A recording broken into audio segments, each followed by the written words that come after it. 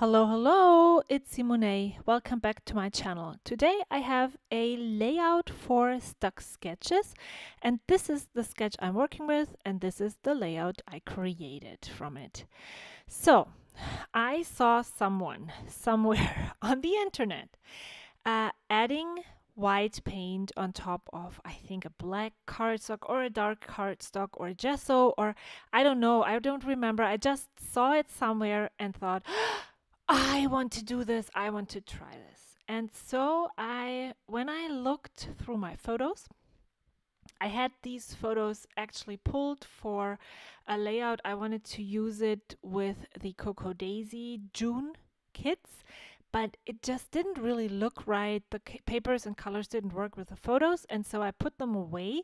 And when I saw this sketch, I immediately remembered the photos, and I looked through my stash, and I'm actually using another Cocoa Daisy kit. It's the September scrapbooking kit, and I really liked that cardstock. It is gray. However, it has a very brown feel to it, or brownish hue to it. So the brown of the sand in the pictures really works well with the gray cardstock. And so I chose that cardstock for my background. I used some gesso and a credit or a gift card to spread it out. And then I was thinking about adjusting the sketch even more by using 2x3 photos, but I realized very quickly that what was on the photos to be seen would actually work better as a square. And so I am now backing each of those photos with this patterned paper, which I actually can't tell you what it is. It's nice. That's as much as I can say. I really need if you need to know these things, I will definitely go and have a look. I still have the rest of the paper left over, because I really like that how they pop from that dark background. And then I am looking for a cardstock to mount all three of them on, because the sketch suggests that they are backed on one continued piece of cardstock. This die cut set from Fancy Pants was in the Cocoa Daisy kit as well, and I thought about using it. And I'm using it. However, I'm actually not using the things I pulled it for. I really liked the birds and I really liked the clouds, and I thought those would work really, really well, but somehow they didn't. And so I went with the balloons. They don't really make sense with this particular layout, and so, but sometimes you just have to use things even though they don't really work. So instead of overthinking everything, I'm just really just going for it. I really like this layout. Went really quickly for me. I just went ahead and did it. I stuck things down. And the funny thing is, it's not out yet, and you will only see it on the 15th. I'm already done with the sketch for the 15th. Compared to this 15th sketch, which I struggled so much with, this went really quickly. I did not overthink any of the decisions I made. I just placed it there, and it always looked like, yeah, this is going to work. And I really, really enjoyed working this quickly and not overthinking and questioning each and every decision. So this is a Kaisercraft patterned paper, and it looks very mixed media-ish, and instead of using it as a whole background, I decided to go ahead and use those patterned paper splotches, those mixed media splotches, like it was real mixed media. So I'm just cutting what I really like and what I think would work for this layout. And then I'm placing them, using them as layers. So if you are afraid of doing mixed media, this would be a really great compromise to just go ahead and use a paper that has that suggests it is done with mixed media and cutting it out and using it as layers behind your photo or as a layering element. And yeah, so the sketch also asks for a border at the bottom, and I am not sure what I'm going to use. So I cut that, what was it?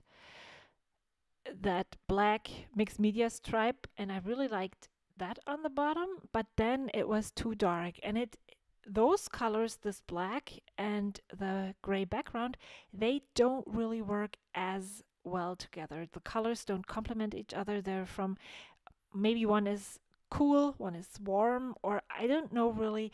They just don't work on top of each other. So I need something so that the black is not right on top. Okay, what am I doing now? I placed the things down and I decide, well, yeah, now it's time to commit. And so that's what I'm doing. Maybe it's not exactly in the same position, but it's still close and it will just look as good as before. I'm not too worried of reconstructing the layout to the exact inch. I used some foam tape to bring all of this whole cluster up because of the frame. I don't want the things to be squished when I put them into my page protector. And yeah, two photos so are actually raised and one is right on top of pattern paper. And then I'm adding this arrow which says this way.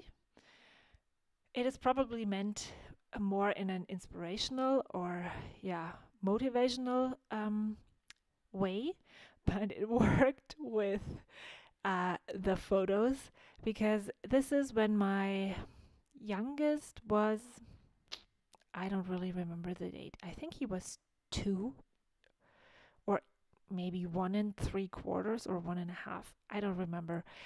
Something around there. Maybe my middle one was 3 or 4 and the other one was 2 or 1.5.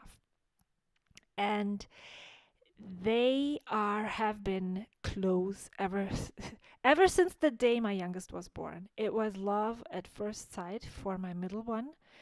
He has been taking care of his younger brother ever since, and they are actually like best friends. They don't need anyone over for play dates because they have each other, and this relationship is it's so cute to see how they just like they were meant for each other.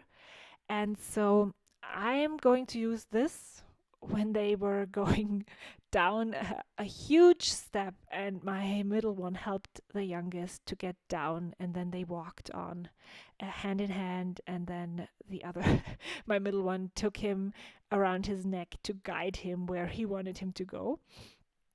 Um, I I used these photos not to journal about the event because it wasn't something special. It was just really cute how they walked, to write about this relationship they have and how it has been for the past 8.5 years, and that I just hope they will be this close forever because this is just something special. And this makes me cry, almost makes me cry because, yeah, my oldest, for instance, he just never, he's so different. And so I really think that having such a close relationship to a brother, to your brother or sister, it doesn't really matter, is special, and that you need to treasure it.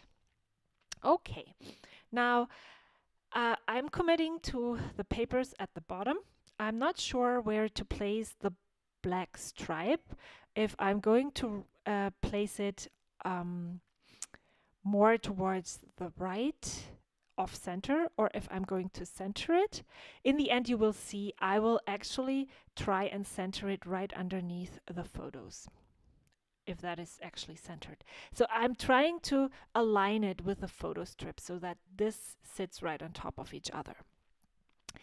And I'm still not sure about the title. I would have loved something that would sound like Best Brothers Forever or BBFs. I don't know. It just didn't sound right and it didn't feel right. So I went with the BFF, but I spelled it out because I really liked the long title and I wanted it to have to I just wanted to spell it out because I liked that you wouldn't read BFF. I wanted to have it be Best Friends Forever. And then my journaling, I struggle with this word all the time. And then my journaling will say that they are not actually best friends. Well, they are, but they are not only best friends, but they are also brothers, siblings. Okay, so my layout is almost done. You will see that my journaling is still not finished because my pen stopped writing. And even though I have ordered new pens on Amazon and they are already here, I haven't gone back to the journaling because what really happened was that I often, when I want to write some kind of smushy, sentimental things on my layouts, I actually pre-write them so that what happens when I write smushy journaling, I sometimes can't stop or I don't find a way out of and find a conclusion. So, and this is exactly what happened. I started journaling without pre-writing it, and now I'm stuck. So having my pen stop on me was actually very great because now I need to go back and fix it. Ha ha. And I just didn't find the right time for that yet. Oh yeah, right? See, I'm going to center it right underneath the journaling or it's not centered. I'm going to put it right underneath the journaling and the title so that this looks like this is an end or the stop for this. And since my journaling stops mid-page, I could actually go in and journal all the way down. Maybe with having so much space left, I will find a way how to make this not sound like a very smooshy, mushy journaling, but I will find a point and have something encouraging to say to my kids. Okay, so this is where the pen breaks and then I give up and I will show you the finished layout one more time. I don't think I changed anything at all. Oh yeah, I heard that if you warm your gel pens, they might work, but it didn't help. So I decided to give up. So here's the finished layout. I added some stickers to the bottom and there are some close-ups. Make sure you check out the Stuck Sketches blog. We would love for you to join us in this challenge.